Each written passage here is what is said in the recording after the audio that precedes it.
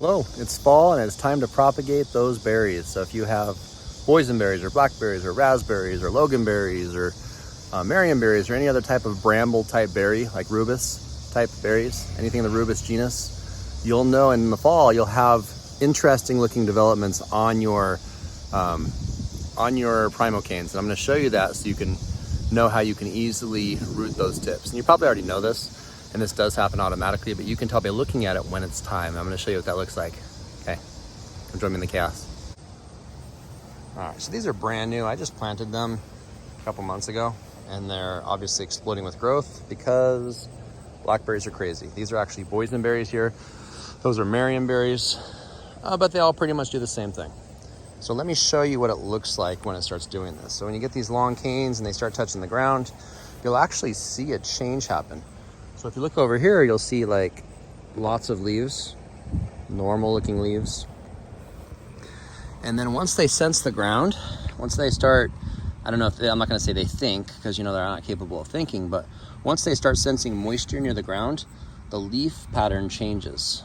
And I've heard people refer to this as rat tailing, because it kind of looks a little bit like a rat tail when it starts changing and the leaves don't even bother developing. And if you think about it, you could probably guess why the leaves don't really bother developing, because the plant is planning on rooting that section, and then leaves developing, it's just going to cause leaves to end up rotting and getting in the way. So it's just good sense for the plant to save nutrients, not developing leaves, since it's planning on developing a new crown anyway, a new point in the ground.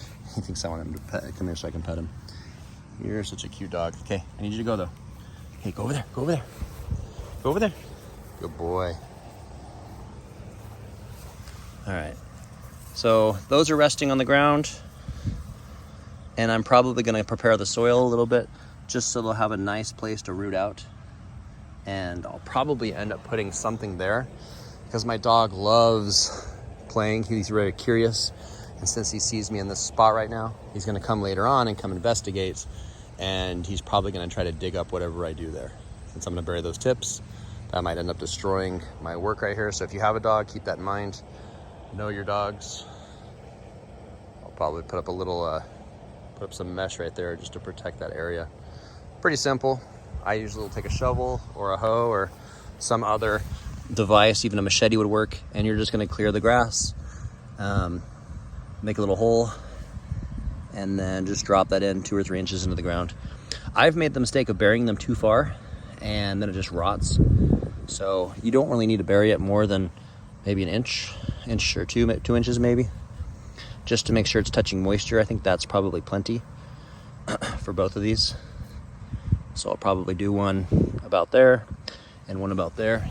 And basically my plan is to eventually have lots of individual berries coming up here and hopefully heading up towards that wire, and then just covering this thing with a edible hedge of berries. And I'll probably, as time goes on, propagate these outward and make multiple rows. In theory, I'll be able to cover a lot of area eventually. So I'd like to have a little berry vineyard, if that's a thing. I have the same thing happening over here, same thing happening here. I have Marionberries over there, same thing's happening there. So I'll probably, tip propagate, tip layer, all of these, just to make plants in between.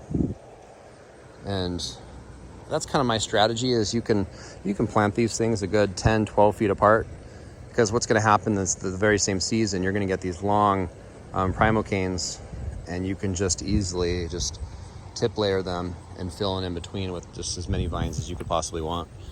And you can even do them horizontally out here. I mean, I already started loganberries about a month ago back here, but if I hadn't done that, I could have ran some of these over this way. Just make sure you protect them if you have curious dogs that want to come see what you're doing, because they love to see what's happening.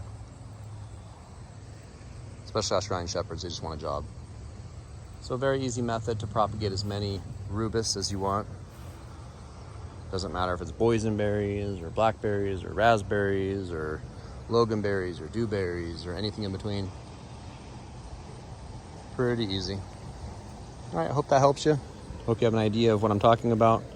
Take the ends of those, put them in the ground, and they should root out. You can always tell once they rooted out because you'll see new growth coming out of them. For example, when I bury this in about 2 or 3 weeks, one of these positions where you see a leaf will have a new little cane coming out of the side of that, and that's a pretty good indication that you have rooting at that position. Well, I just broke up the soil a little bit, and then you just take that end, put the tip in the ground, and you only have to go down a couple inches, inch or two. That's all you need, and then you just secure the soil around it, and then wet the soil. And then if you have dogs, maybe consider protecting it so the dogs don't dig it up.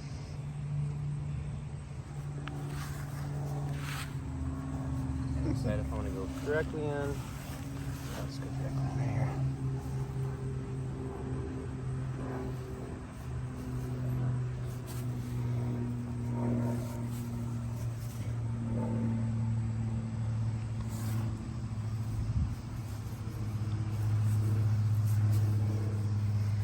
That's all you do. Pretty easy. And of course, don't forget to mulch. Those all mulched up.